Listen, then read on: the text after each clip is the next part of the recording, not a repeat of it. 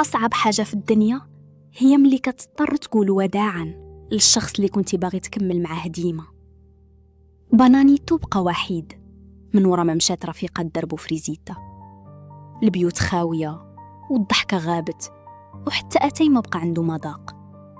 كان كيسحب ليه باللي الموت خدات كل شي، حتى لواحد النهار وهو كيخمل لقى صندوق صغير مخبي فيه ريحة الحب اللي ما كيموتش. حل الصندوق بيدين كيرجفو ولقى فيه رسالة مخبية من شحال هادي، كلمات خلات قلبه يوقف. واخا نغيب أنا ديما جنبك، تهلا في الأمانة اللي خليت ليك. تما فهم بانانيتو باللي فريزيتا ما مشاتش، خلات ليه قطعة منها، خلات ليه ولدها اللي فيه ملامحها وضحكتها. مسح دموعه وعرف باللي الوفاء ماشي هو تبكي على اللي فات، بل هو تحافظ على الشعلة اللي خلاها ليك اللي مشى. الحب الحقيقي أقوى من الموت، والذكريات الزوينة هي اللي كتعطينا القوة باش نعيشو غدا.